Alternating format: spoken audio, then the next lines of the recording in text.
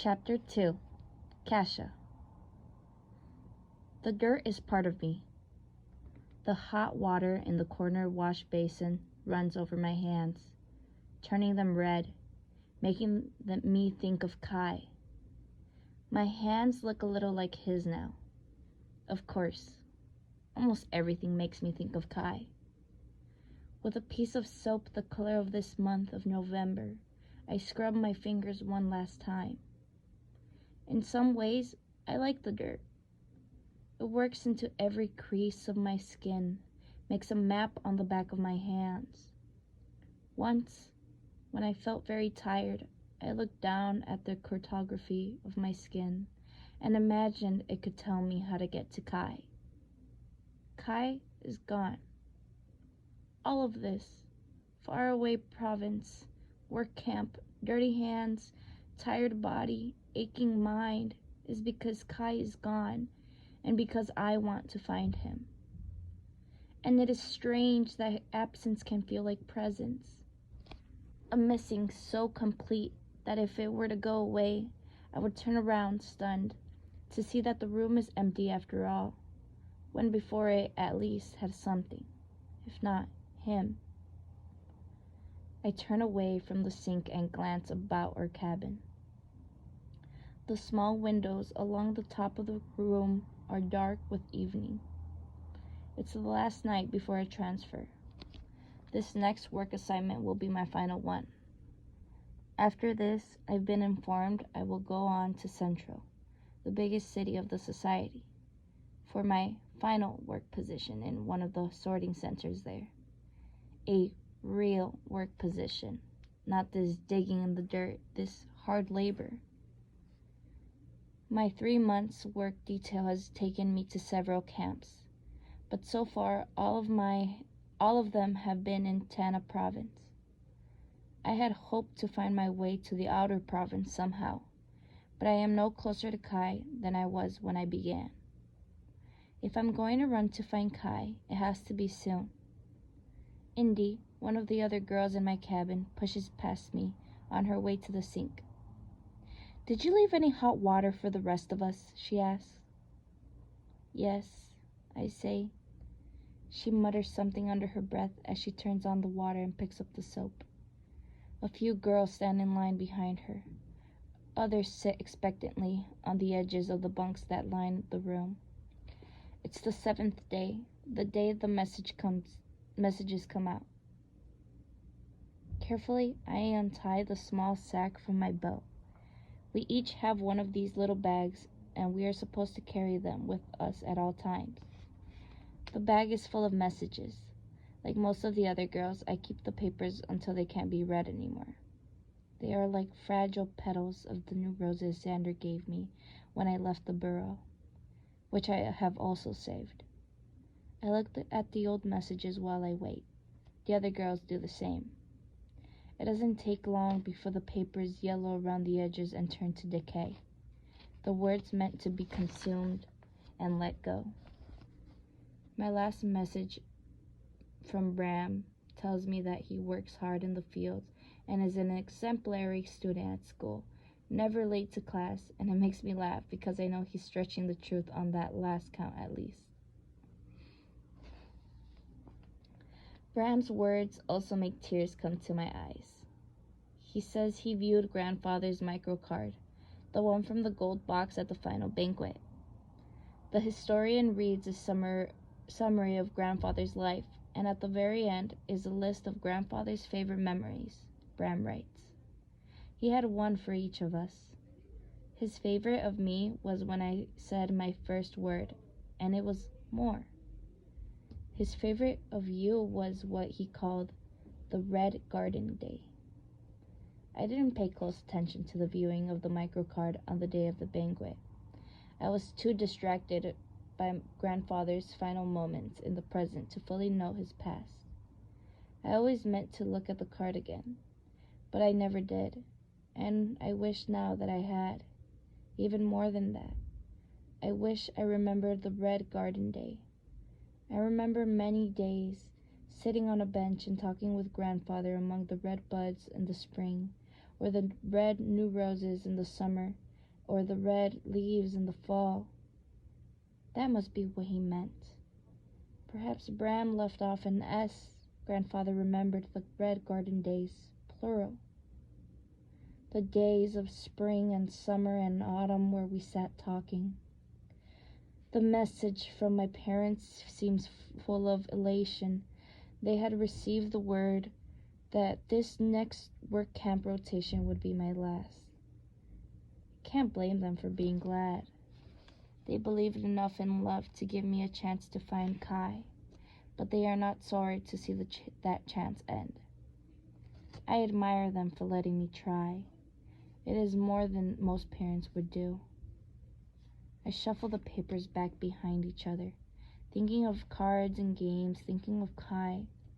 What if I could get him to, with this transfer, stay hidden on the airship and drop myself like a stone from the sky into the outer provinces?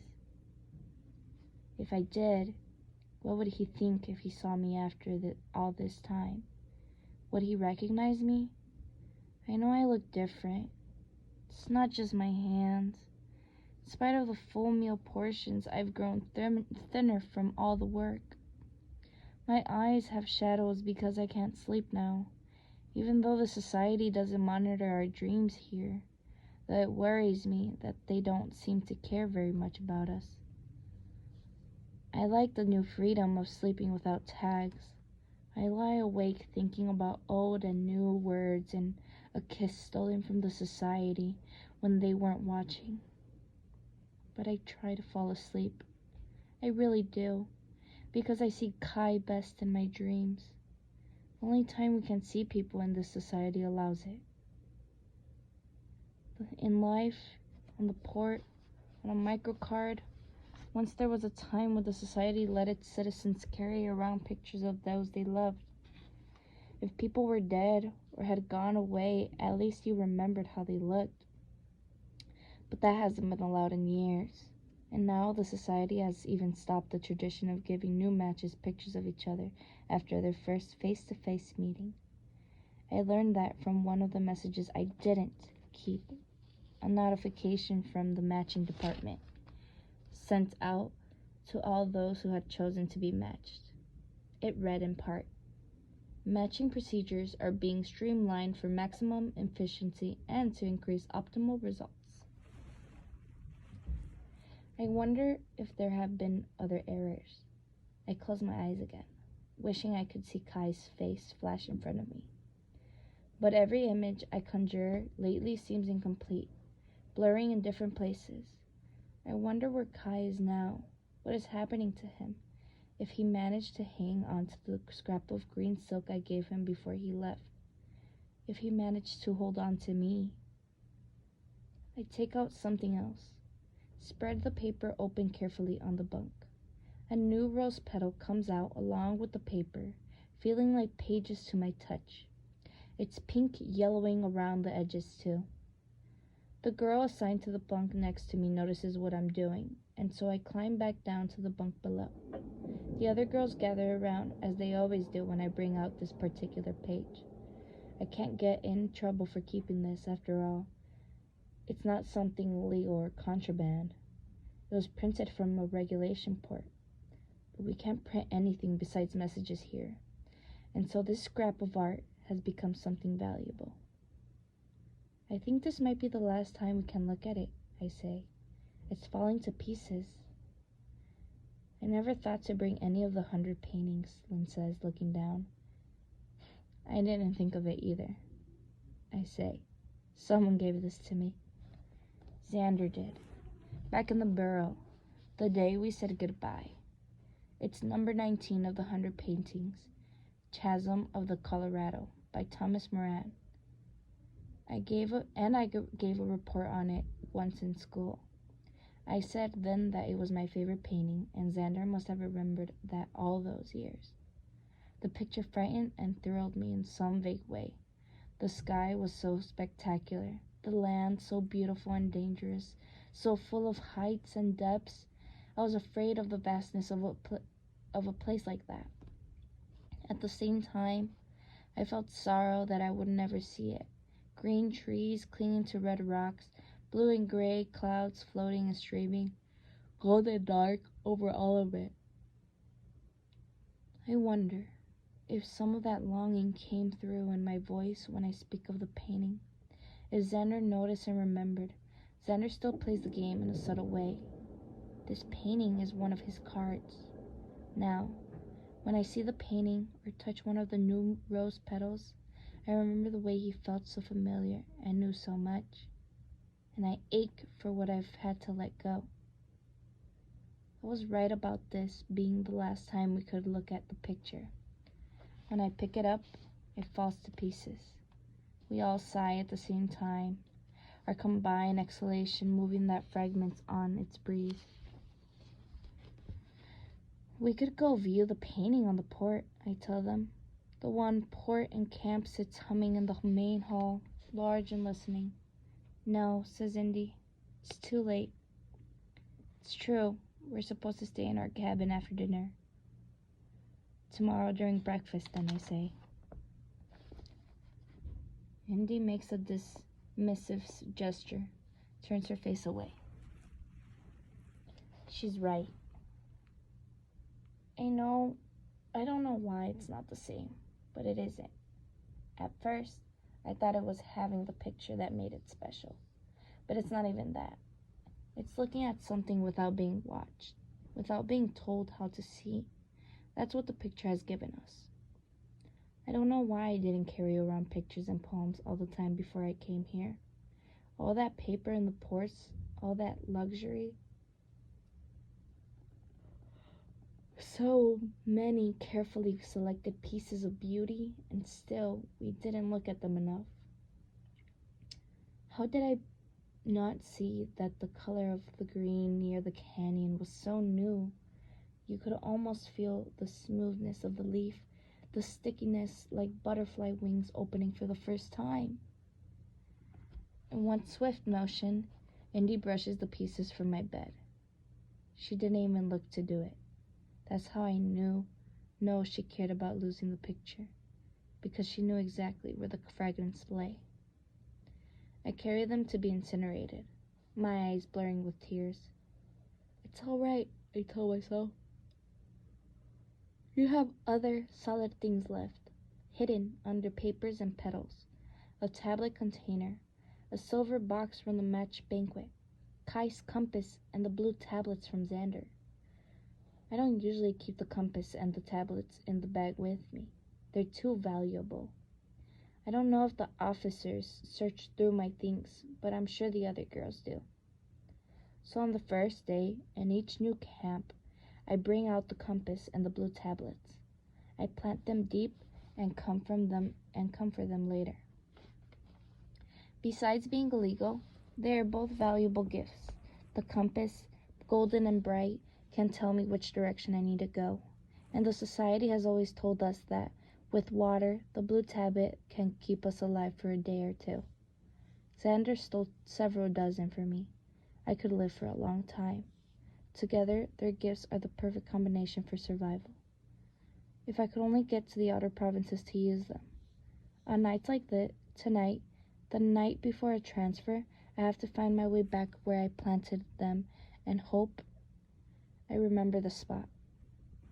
This evening, I was the last one inside. My hands stained dark with dirt from a different part of the field. That's why I hurried to wash my hands. But I hope Indy didn't notice with her sharp eyes as she stood behind me. I hope that no traces of soil fall out of the bag, and that no one hears the musical chime, the sound of promise as the silver box and the compass bump into each other and against the tablet container. In these camps, I try to conceal the fact that I'm a citizen from the other workers. Though the society usually keeps knowledge of status confidential, I've overheard conversations between some of the girls about having to give up their tablet containers, which means that somehow, through their own mistakes or those of their parents, some of these girls have lost their citizenship. They're aberrations, like Kai. There's only one classification lower than aberration, anomaly, but you almost never hear of them anymore. they seem to have vanished. And it seems to me now that once the anomalies were gone, the aberrations took their place, at least in the collective mind of the society. No one talked about the rules of reclassification back in Aurea, and I used to worry that I could cause the reclassification of my family.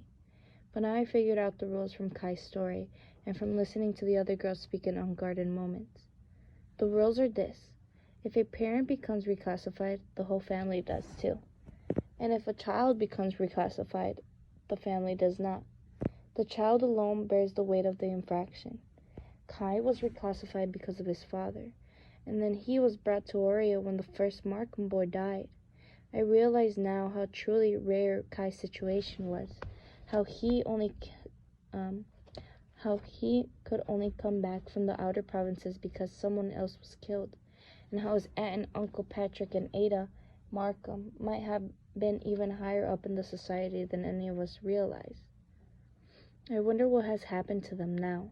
The thought makes me cold. But I remind myself, leaving to find Kai will not destroy my family. I can cause my own reclassification, but not theirs. I cling to this thought, that they will still be safe, and Xander too, no matter where I have to go. Messages, says the officer as she enters the room. It's the one with the sharp voice and the kind eyes. She gives us a nod as she begins to read the names. Mira Waring. Mira steps forward. We all watch and count. Mira gets 3 messages, the same as usual. The officer prints out and reads the pages before we see them to save the time of all of us lining up at the port. There is nothing for Indy, and only 1 message for me. A combined one from my parents and Bram. Nothing from Xander. He has never missed a week before. What happened? I tighten my hand on my bag, and I hear the crumble of paper inside. Kasha, the officer says, please come with me to the main hall. We have a communication for you. The other girls stare at me in surprise, and then a chill cuts through me. I know who it must be. My official checking in on me from the port. I can see her face clearly in my mind, every icy line of it. I don't want to go. Kasha, the officer says. Looking back at the girls at the cabin that suddenly seems warm and cozy, I stand up to follow her. She leads me back along the path to the main hall and over to the port. I hear it humming all the way across the room. I keep my eyes down for a moment before looking up toward the port. Compose your face, your hands, your eyes. Look out at them so they cannot see into you. Kasha, someone else says, a voice I know. Then I look up, and I don't believe what I see. He's here. The port is blank, and he stands before me real. He's here, whole and healthy and unharmed. Here, not alone. An official stands behind him, but still, he's here. I put my red, mapped hands over my eyes because it's too much to see. Xander, I say.